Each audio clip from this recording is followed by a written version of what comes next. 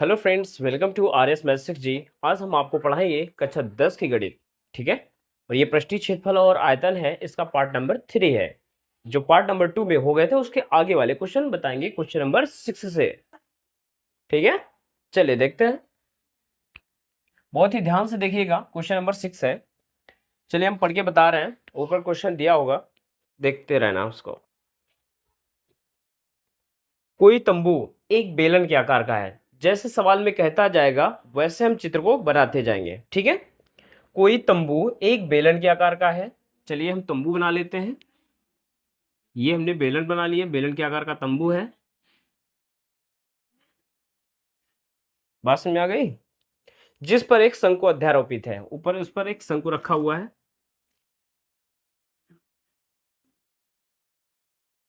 चलिए, यदि बेलनाकार भाग की ऊंचाई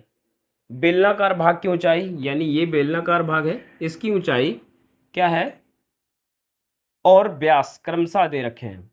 तो यानी वे व्यास भी दे रखा है और ऊंचाई भी दे रखा है।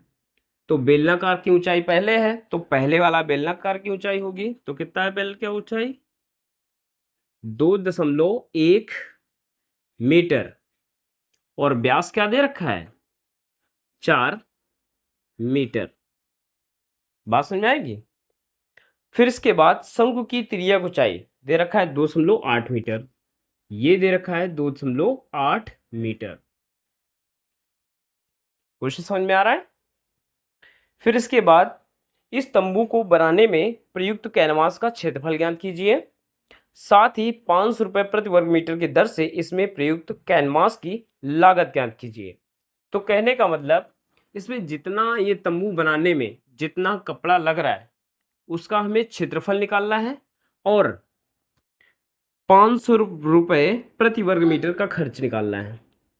500 रुपए प्रति वर्ग मीटर खर्च निकालना है। बात समझ में आ गई। तो ये क्वेश्चन है कि एक बेलनाकार भाग है और उसके ऊपर एक शंकु अध्यारोपित है, जिसकी नापें बेलनाकार भाग की ऊंचाई 2.1, व्यास है 4 मीटर और शंकु की तिर्यक ऊंचाई 2.8 मीटर। समझ में आ गया। अब ये कैनवास है। कोई भी हम कैनवास से जो रहने के लिए स्थान बनाएंगे, तो क्या अंदर यहाँ पे कपड़ा लगाएंगे क्या? नहीं ना। पूरा नीचे से अगर यहाँ पे घुसेंगे अंदर, तो अंदर से दिखेंगे तो ये पूरा शंकु अंदर तक का दिखेगा। तो कहने का मतलब, ये बाहर कोई लगा है, बाहर सजा है एक स्थान, तो हमें शंकु दिखाई दे रहा है और बेलनाकार भाग दिखाई दे रहा है। तो ये इसका भी वक्रपृष्ठ ही देख पा रहे हैं और इसका भी वक्रपृष्ठ देख पा रहे हैं। नीचे तो कपड़ा लगाएंगे नहीं और ये बीच में भी कपड़ा नहीं लगाएंगे, क्योंकि ऊपर तंबू लगा है शंकु आकार। ठीक है। तो इसका भी वक्रपृष्ठ और इसका भी वक्रपृष्ठ दोनों को जोड़ देंगे, कैनवास का क्षेत्रफल आ जाएगा। फिर 500 रुपए प्रति वर्ग मीटर का खर्च है, तो 500 रुपए का गुणा कर देंगे, टोटल खर्चा आ जाएगा। तो देखते हैं। शंकु की तिर्यक ऊंचाई यल बराबर, शंकु की तिर्यक ऊंचाई यल बराबर क्या है? 2.8 मीटर। व्यास, व्यास दोनों का देखो सेम ही रहेगा। शंकु इस पर अध्यारोपित है तो यानी बराबर में रखा हुआ है। व्यास क्या है? 4 मीटर। तो आर बराबर क्या हो जाएगा? 2 मीटर। आधा हो जाएगा ना, या हम ऐसे लिख देंगे 4/2, यानी 2 मीटर हमारी त्रिज्या आ जाएगी। अब देखेंगे बेलनाकार भाग की ऊंचाई, बेलन की ऊंचाई h बराबर 2.1 मीटर। देखिए, इसकी h अलग होगी और इसकी h अलग होगी। अब यहाँ पे आयतन नहीं निकालना है, इसके h की जरूरत नहीं पड़ेगी, तो हमने सीधा बेलनाकार भाग की बेलन की ऊंचाई हमने h बराबर मान लिया। सारी वैल्यू पता चल गई ना। बस लिखेंगे कैनवास का क्षेत्रफल बराबर शंकु का वक्रपृष्ठ प्लस बेलन का वक्र पृष्ठ। बात समझ में आई ना? अब इसमें नीचे का क्षेत्रफल नहीं लिखा जाएगा, क्योंकि नीचे हम कैनवास थोड़ी ना बिछाएंगे। तंबू अगर लगाएंगे तो नीचे थोड़ी ना बिछाएंगे, नीचे दूसरा कोई कपड़ा बिछाएंगे। टेंट थोड़ी ना बिछाते हैं नीचे, ठीक है। और यहाँ पे भी कुछ नहीं लगा है, ये तो पूरा नीचे से ऊपर तक है। तो शंकु का वक्र पृष्ठ, ये गोलाई भाग का क्षेत्रफल, और फिर ये गोलाई का क्षेत्रफल, बेलन का वक्र पृष्ठ, पाई आर एल प्लस 2 पाई आर एच। बात समझ में आ गई? ये होगा कैनवास का क्षेत्रफल। अब यहाँ पे कॉमन ले लो, क्या कॉमन होगा? पाई आर कॉमन ले लो, एल प्लस 2h। पाई का मान क्या रखेंगे? 22/7। आर का मान 2, एल का मान कितना है? 2.8 प्लस 2 गुणे एच का मान 2.1। बात समझ में आ गई? चलिए इसके आगे हम करे दे रहे हैं 22 दूनी 44, 44/7 गुणे 2.8 प्लस 21 दूना 42। बात समझ में आ गई? चलिए आगे देखते हैं। 44/7 ये गुणा है, इनको जोड़ दो। 2 में 8 जोड़ो 10, 10 के लिए 0, हासिल लगा 1। 4 में 2 जोड़ो 6, 6 और 1 7। इतना हो जाएगा। 7 से 7 कैंसिल हो जाएगा, आंसर क्या आएगा? 44 वर्ग मीटर। बात समझ में आ गई? इसके बाद हम टोटल कुल खर्च निकालेंगे। कुल खर्च निकालेंगे तो जो भी 1 वर्ग मीटर का खर्च कितना है? 500 रुपये है ना? कितना है 1 वर्ग मीटर का खर्च? 500 रुपये। तो कुल खर्च कितना होगा? इतने वर्ग मीटर है ना, तो 44 में 500 का मल्टीप्लाई कर दो, तो 5 को 20, 5 को 20 दो 22, तो 22,000 रुपये कुल खर्च आ जाएगा। बात समझ में आ गई? चलिए इस क्वेश्चन को देख लीजिए अच्छे से। अब क्वेश्चन शुरू करते हैं नेक्स्ट।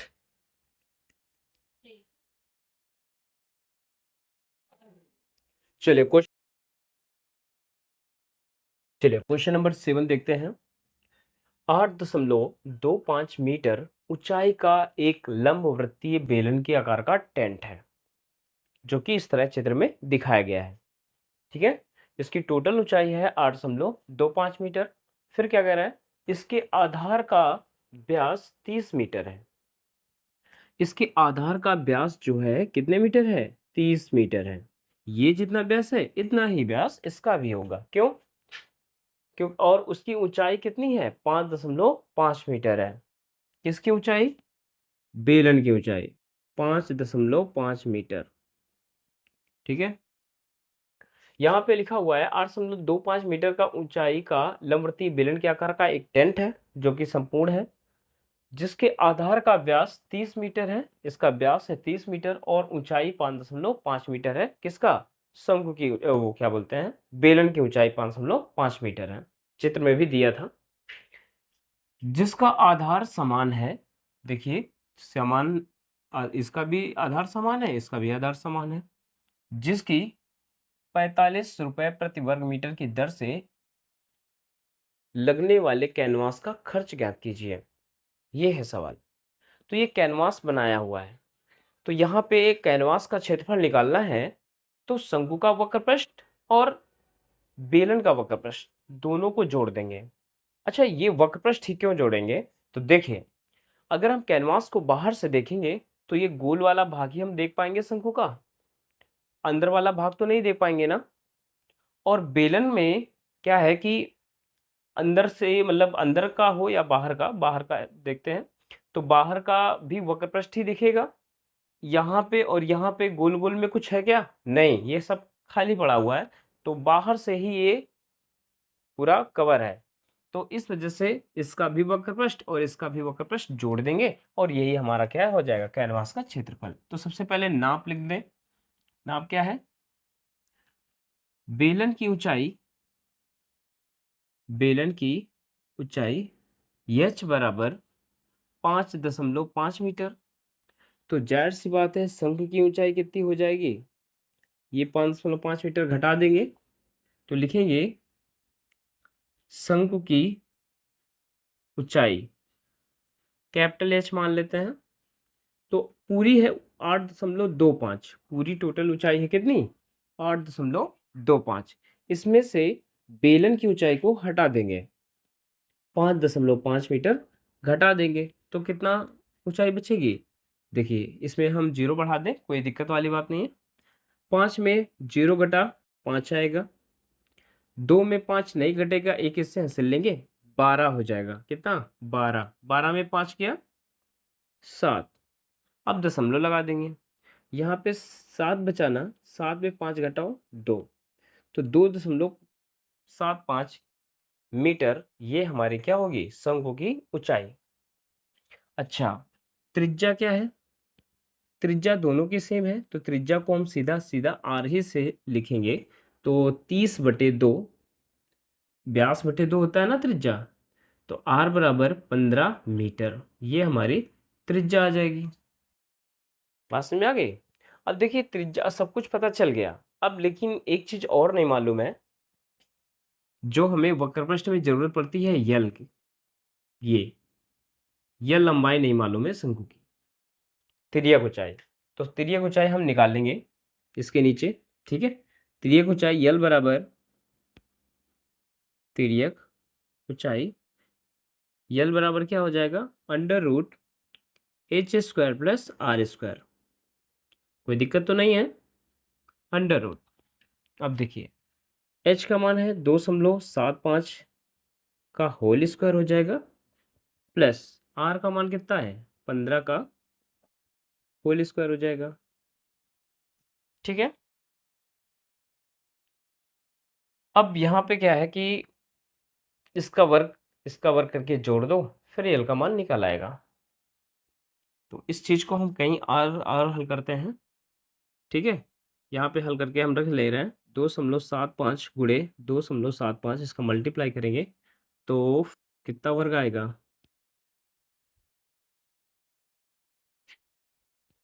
तो 2.75 का गुणा 2.75 में किया तो कितना आया 7.5625, कितना आ गया, ठीक है। इसका वर्ग हो गया। अब 15 का वर्ग कितना होता है 225, इसको हम आगे स्टेप में लिखेंगे क्या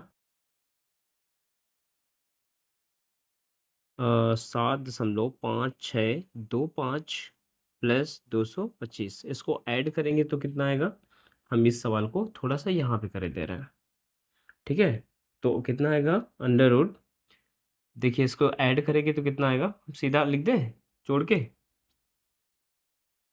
सीधा जोड़ के लिख देते हैं 7.5625 में 225 ये जोड़ना है। तो कैसे जोड़ेंगे 5, 2, 6, 5.75 12, 3 और 2, कितना आएगा। सीधा इसको हम जोड़ के लिख देंगे तो √2, 3, 2.5, 6, 2, 5 ये आएगा। अब इसका हम वर्गमूल निकालेंगे। अब इसका वर्गमूल कैसे निकालेंगे, तो देखिए वर्गमूल कैसे निकालते हैं, इतनी जगह में शायद ना हो पाए तो चलो ऐसे देखते हैं। 232.5, इसका हमें वर्गमूल निकालना है। तो देखिए सबसे पहले दशमलव से ही जोड़ा बनाते हैं, ध्यान से देखिए ये एक अच्छा 8 का तरीका है। तो यहाँ पे हम दशमलव से ही जोड़ा बनाना स्टार्ट करते हैं, इस तरफ भी और इस तरफ भी, जो कम है तो उसमें 0 बढ़ा लेंगे, ठीक है। 2 किस संख्या के वर्ग के पास में है, तो 1 का वर्ग करेंगे तो 2 से कम ही रहेगा, अगर 2 का वर्ग करेंगे तो 2 से ज़्यादा हो जाएगा, तो हम 1 का वर्ग कर सकते हैं 2 के अंदर। तो 1 का गुणा 1 में करो, 1 रख दिया, और जो भी नई संख्या आती है उसको एक बार जोड़ लेते हैं तो यहाँ पे 2 हो जाएगा। ये 1 घटाएंगे तो 1 आएगा, और जब भी उतरता है यहाँ पे संख्या जोड़ा में उतरती है, ध्यान से समझिएगा इसको। अब देखिए दो, जो एक अंक है लास्ट वाला, वो एक अंक आने के लिए उसको छोड़ दो, 2 का पाड़ा पढ़ो 13 से ज़्यादा ना जाए, 2 छाक 12, ठीक है। अब 6 का 6 में गुणा करेंगे तो ज़्यादा हो जाएगा, देखिए 6 में 6 का गुणा करेंगे तो कैसे ज़्यादा हो जाएगा, 6 6 रंग 36, 3 80 लगा, 6 दूनी 12 3 15 ज़्यादा हो रहा है ना, तो हम 6 बार ना लेके कितने बार लेंगे, 5 बार। बस यही चीज़ देखना है जो हम कैलकुलेशन करने के पहले ही समझ जाते हैं। 5 बचे 25, 2 हासिल लगा, 5 दूनी 10, 2 12। यहाँ पे कितना आएगा, 12 में 5 गया 7। यहाँ पे तो कुछ नहीं बचा, आगे क्या उतारेंगे, दशमलव के बाद वाला नंबर उतारने जा रहे हैं ना, तो यहाँ पे तुरंत दशमलव लगा देंगे। अब ये 5 नया अंक आया था, तो 5 को एक बार जोड़ दो, कितना हो जाएगा 10, यहाँ पे 30। 30 बन गया। अब देखिए लास्ट वाला जो एक अंक आता है उसको छोड़ देते हैं। 0 हो गया 5 के लिए, 3 का पाड़ा पड़ो, 7 से ज़्यादा नहीं जाएगा, 3 दूनी 6, 2 बार जाएगा। इस 2 से इनमें तीनों में मल्टीप्लाई करेंगे, 2 दूनी 4, 0, 2 तीन 6, यहाँ पे आएगा 2 5 और यहाँ पे 1। बात समझ में आ गई। आगे क्या उतारेंगे, 2 5। ठीक है, अगर ये समझ में ना आया तो थोड़ा क्लैरिटी बढ़ा लेना।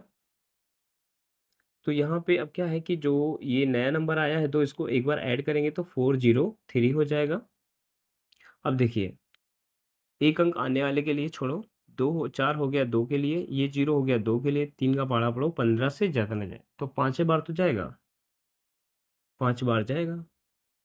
तो 5 इस 5 का गुणा इस पूरी संख्या में करके यहाँ पे लिखेंगे, 5 बचे 25, 2 5 चौक 20, 2 22, ऐसे लगा 2, 5 का 0 में जब करोगे तो 2 ही आएगा, 5 3 15, पूरा काम खत्म। तो इसका हमने वर्गमूल निकाला, कितना आ गया 15.25।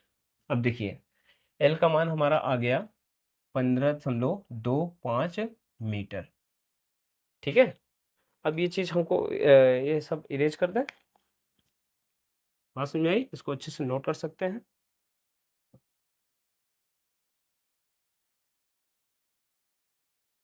ठीक है, ये मल्टीप्लाई है तो ये तो कर ही लेंगे आराम से। तो हमारा एल का मान जो आ गया 15.25 है। अब देखिए कैनवास का क्षेत्रफल लिखेंगे, कैनवास का क्षेत्रफल बराबर शंकु का वक्रपृष्ठ पाई आर एल, शंकु का वक्रपृष्ठ पाई आर एल प्लस अर्धगोलीय वो क्या बोलते हैं उसको, यहाँ पे पाई आर एल हो गया।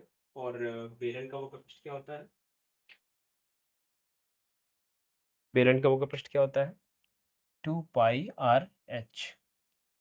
ठीक है, तब यहाँ पे क्या का मान हो रहा है, देखिए क्या का मान हो रहा है, पाई आर का मान हो जाएगा, तो यहाँ पे एल प्लस 2h बचेगा। पाई का मान 22/7 बाद में रखेंगे, पहले इनको अंदर काम कर लो। एल का मान क्या है 15.25 प्लस 2 इंटू एच का मान क्या है 5.5।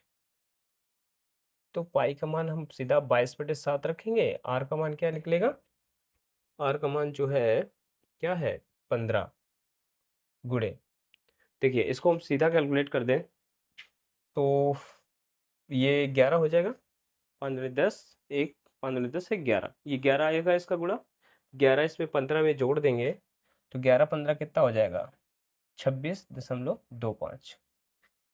ठीक है, अब इस 7 से कैलकुलेट कर लेंगे, 7 से भाग करो, इसमें क्या बार जाएगा 7 त्रिक 21, 5 बचा 52 हो गया, 7 सते 49। ठीक है, तो 3 बचा 35 हो गया, 7 पना 35, तो ये हो जाएगा 3.75। अब गुणा करेंगे, 15 दूनी 30, 15 दूनी 3, 30 3 33, ये हो जाएगा, और गुणे 3.75, इसका मल्टीप्लाई कर दो। इसका मल्टीप्लाई कर देंगे, 3.75 का गुणा 33 में करेंगे तो कितना आएगा, 3 पचे 15, 7 त्रिक 21, 1 22, इसे लगा 2, और 7 21 22, और 3 त्रिक 9 2 11, 5 2 1 1, 5 7 3 2 1, कितना आएगा आंसर 12.375, 2 अंक बाद दशमलव लग जाएगा, और यहाँ पे 0 है तो यहाँ पे दशमलव लग जाएगा, इतना आ गया। ये वर्ग सेंटीमीटर वर्ग मीटर ये कैनवास का क्षेत्रफल है। ठीक है, अब कुल खर्च निकालना है। खर्च क्या है? 45 रुपए प्रति वर्ग मीटर की दर से खर्च है। तो इसमें 45 का मल्टीप्लाई कर देंगे, टोटल खर्च आ जाएगा। लिखेंगे कुल खर्च बराबर 12,307.5 गुणे 45। अब गुणा तो कर ही सकते हैं ना, गुणा करने के बाद इसका उत्तर जो है रुपए में आ जाएगा। ठीक है, रुपए में इसका मल्टीप्लाई करके आंसर निकाल लेंगे। तो बात समझ में आ गई होगी। ठीक है, तो ये सवाल है, पहले यहाँ से यहाँ तक कीजिए, फिर इसके बाद यहाँ से ये वाला यहाँ तक कीजिए, मल्टीप्लाई इसका कर लेना, आ जाएगा सवाल। चलो अगला सवाल देखते हैं। चलिए क्वेश्चन नंबर 8 है, लिखा है लकड़ी का एक खिलौना रॉकेट और एक शंकु के आकार का है जो एक बेलन पर अध्यारोपित है जैसा कि चित्र में दिखाया गया है। तो देखिए एक शंकु बना हुआ है, ठीक है, रॉकेट की तरह, और एक जो है उसी के अंदर बेलन भी उसी से जुड़ा हुआ बना हुआ है। बात समझ में आ गई ना? अब ये बेलनाकार सिरा है जो इसमें जो है अंदर घुसा हुआ है।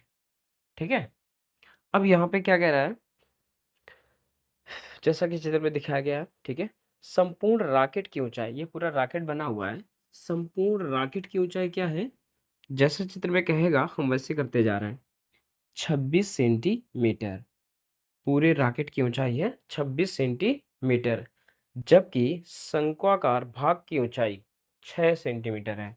शंक्वाकार भाग की ऊंचाई यानी यहाँ से यहाँ तक 6 सेंटीमीटर है। बात समझ में आ गई ना? वो 6 सेंटीमीटर है शंक्वाकार भाग की ऊंचाई। ठीक है, इसी समझ में आ रहा है? चलिए ऐसे लिख दे रहे हैं।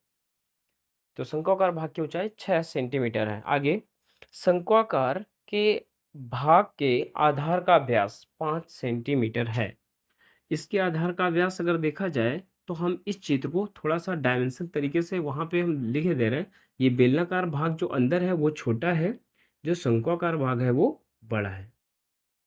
ठीक है, तो यहाँ से यहाँ तक का व्यास शंकु का व्यास है जो कि कितना है, 5 मीटर, 5 सेंटीमीटर है। ठीक है, जो शंक्वाकार भाग है उसका व्यास है 5 सेंटीमीटर। बेलनाकार भाग के आधार का व्यास 3 सेंटीमीटर है। बेलनाकार भाग है ये है ना, जिसका 3 सेंटीमीटर व्यास है, यानी ये हमारा 3 सेंटीमीटर है। ठीक है, दोनों की त्रिज्याएं तो पता चल ही जाएंगी, इसकी ऊंचाई तो मालूम है, और हम बेलनाकार भाग की भी ऊंचाई निकाल लेंगे। क्यों? क्योंकि पूरी ऊंचाई दे रखी है ना, तो इतनी सी ऊंचाई इसमें घटा देंगे तो बेलनाकार भाग की ऊंचाई आ जाएगी। तो जो चीजें दे रखी हैं पहले वो नाप लिख लेना है। ठीक है, फिर और क्या कह रहा है, पहले सवाल पूरा हो जाने देते हैं। यदि शंक्वाकार भाग पर नारंगी रंग किया जाता है, देखिए जो शंक्वाकार भाग है ना, इसको हम नारंगी रंग से रंग रहे हैं, नारंगी रंग से। जितना भी शंक्वाकार भाग है सबको नारंगी रंग से रंगा जा रहा है। और कह रहा है बेलनाकार भाग को पीला रंग किया जा रहा है। इसको कौन से रंग से रंगा जा रहा है? पीला। इसको पीले रंग से रंगा जा रहा है। तो प्रत्येक रंग द्वारा रंगे जाने वाले भाग का क्षेत्रफल ज्ञात कीजिए। तो कहने का मतलब ये है कि सवाल में ज्ञात क्या करना है। देखिए जितना भी भाग की बेलनाकार में हमें दिख रहा है सबका हमने रंग दिया है, सबको रंग दिया है। और जितना हमें ये शंकु में दिख रहा है, जितना भी ये शंकु में भाग दिख रहा है हमें, उसको हमने नारंगी रंग से रंग दिया है। अब रंगे भाग का क्षेत्रफल निकालना है, तो जहाँ जहाँ रंग सकते हैं उसका हमें क्षेत्रफल निकालना है। तो देखिए कैसे निकालते हैं इसका क्षेत्रफल। तो सबसे पहले नाप लिख लेते हैं। लिखेंगे शंकु की ऊंचाई h बराबर 6 सेंटीमीटर। ठीक है, त्रिज्या इसकी r बराबर, इसमें त्रिज्या मान लेते हैं। त्रिज्या बड़े व्यास की बड़े व्यास है ना इसका, तो बड़ा व्यास कितना है, 5 सेंटीमीटर है, त्रिज्या 5/2 सेंटीमीटर हो जाएगी। ये शंकु की है।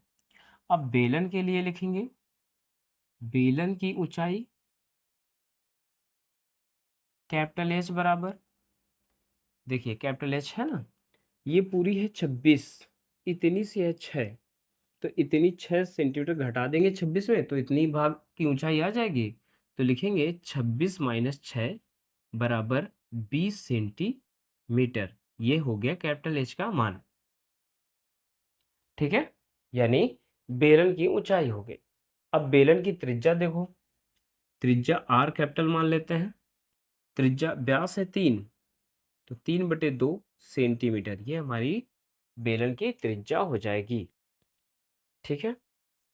अब लिखेंगे नारंगी भाग से रंगे भाग का क्षेत्रफल, नारंगी रंग से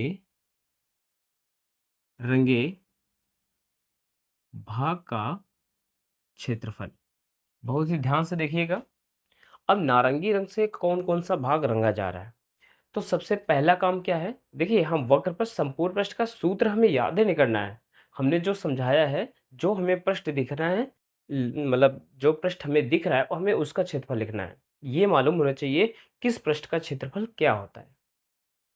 हमें पता है ये जो भाग दिख रहा है इसका क्षेत्रफल होता है पाई आर एल, बाहर से घूम घूम कर चारों तरफ देखोगे तो इसका क्षेत्रफल क्या होता है, पाई आर एल, ठीक है। अभी यल नहीं पता है, यल को निकालना है अभी, ठीक है।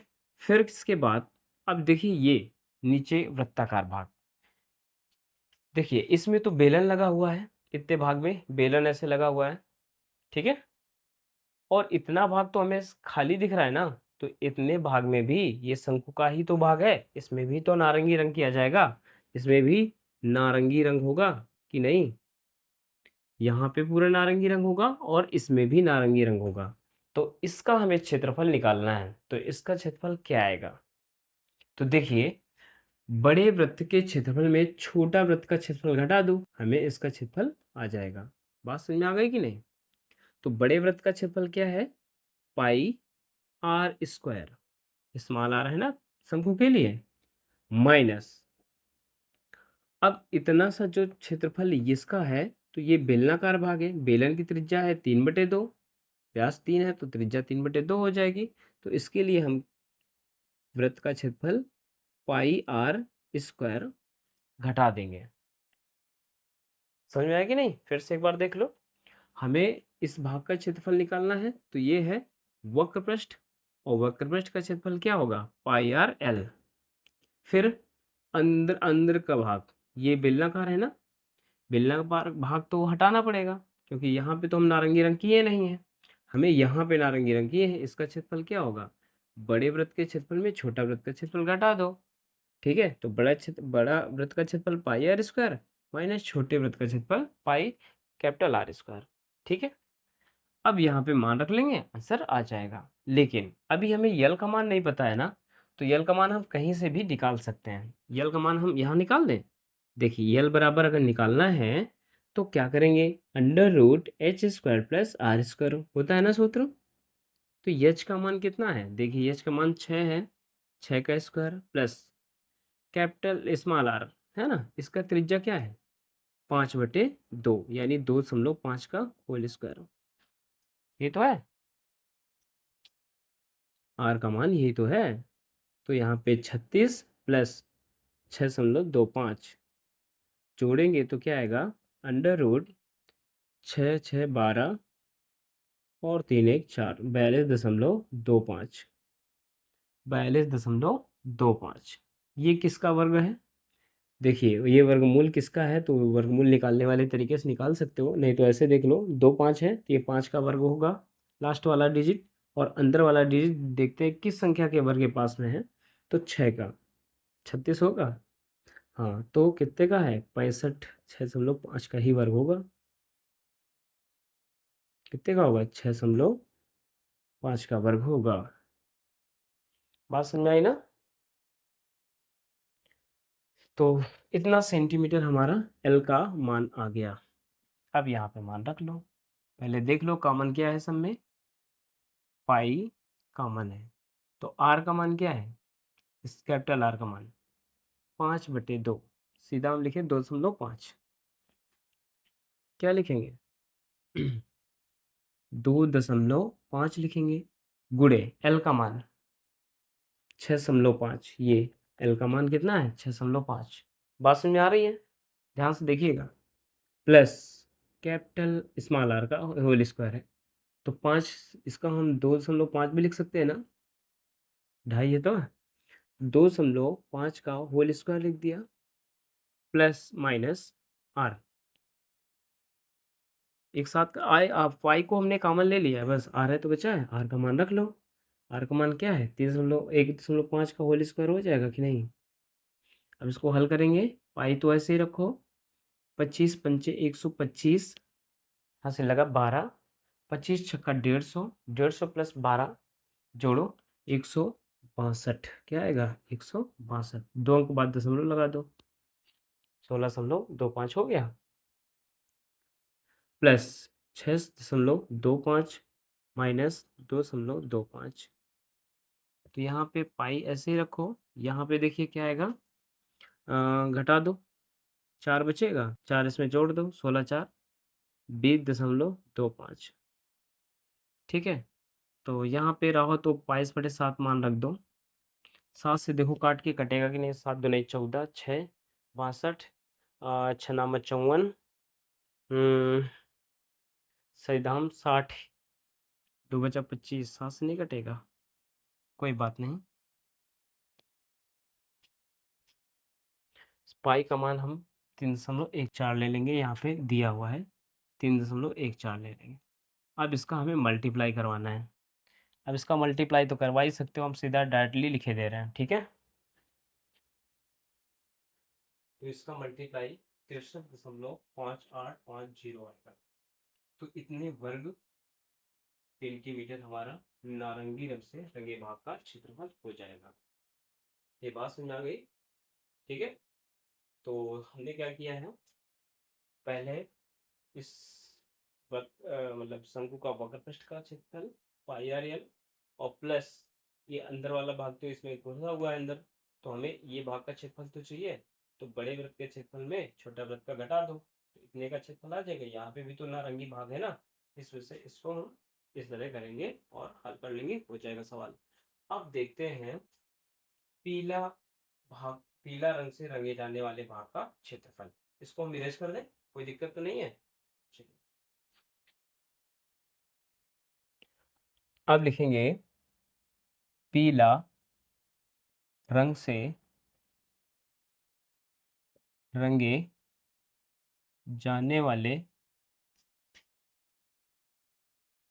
भाग का क्षेत्रफल क्या आएगा, ध्यान से देखना, पीला है ना, कोई दिक्कत नहीं। अच्छा, पीला भाग जो रंगेंगे वो वक्रपृष्ठ में इसके रंगेंगे कि नहीं, चारों तरफ रंगेंगे, यही तो वक्रपृष्ठ होता है, क्या इसके अंदर भी रंग देंगे, वो नहीं, क्योंकि वो हमें दिख नहीं रहा है तो उसको हम रंगेंगे नहीं, तो ये ऊपर वाला क्षेत्रफल हम नहीं ऐड करेंगे, केवल वक्रपृष्ठ लिखेंगे, और प्लस ये भी क्षेत्र हमें दिख रहा है, इसको भी हम रंगेंगे, कागज का है ना ये, इसको भी हम रंगेंगे। तो क्या मतलब रहेगा, मतलब ये है कि बेलन का वक्रपृष्ठ 2πr/h प्लस नीचे वाला क्षेत्रफल πr², यहाँ यहाँ हम पीला रंग रंगेंगे, ठीक है, समझ में आया ना। ये वक्रपृष्ठ हो गया, इसको रंगा हमने, और इस नीचे वाले भाग को भी रंगा। ये ऊपर वाला क्यों नहीं रंगा, क्योंकि ऊपर वाला अंदर है ना, तो उसको देख नहीं पाएंगे, तो उसको हम रंगेंगे नहीं। तो क्या लिखेंगे, πr कॉमन ले लो, 2h प्लस आर, ठीक है। अब यहाँ पे मान रख लो, 3.14 रखेंगे, चलो हम इसको बाद में रखते हैं, पाई आर ऐसे लिख दो, 2 एच का मान क्या है, एच का मान कैपिटल एच यहाँ पे लिखेंगे, ठीक है, ध्यान देना इसको, कैपिटल एच, क्योंकि बेलन के लिए हमने कैपिटल एच माना है। एच कितना है कैपिटल 20, प्लस कैपिटल आर, ये ध्यान देना गलत हो गया, ठीक है। तो कैपिटल आर ही हम यहाँ पे लेंगे, क्योंकि हमने बेलन के लिए कैपिटल माना है ना। तो कैपिटल आर का मान कितना है 3/2, यानी 1.5। फिर यहाँ पे क्या आएगा 22/7, ओ सॉरी 22/7 नहीं रखना है, क्या रखना है 3.14 गुणे आर का मान 1.5, यहाँ पे हो जाएगा 40 + 1.5। देखिए क्या आएगा 3.14 गुणे 1.5 गुणे इसमें जोड़ देंगे तो 41.5 आ जाएगा। बस इसका मल्टीप्लाई कर लेंगे, यही हमारे पीले रंग से रंगे जाने वाले भाग का क्षेत्रफल होगा। चलिए इसको हम डायरेक्टली करते हैं। ये 195.465 वर्ग सेंटीमीटर, ये हमारा पीले भाग से रंगे जाने वाले भाग का क्षेत्रफल हो जाएगा। तो गुणा कैसे करना है, पहले इन दोनों का गुणा कर लो, जितना आएगा उसका फिर इसमें कर देना, ठीक है, कर लेंगे गुणा। तो उम्मीद करते हैं ये वीडियो पसंद आया होगा। अगर वीडियो पसंद आया हो तो लाइक सब्सक्राइब करना ना भूलें। लाइक सब्सक्राइब करने से पता है क्या होता है, हमें जो खुशी मिलती है वो तो बात अलग है, लेकिन फिर मनोबल बढ़ता है ना, पढ़ाने का और इंटरेस्ट आता है। इसलिए लाइक सब्सक्राइब करना ना भूलें प्लीज़।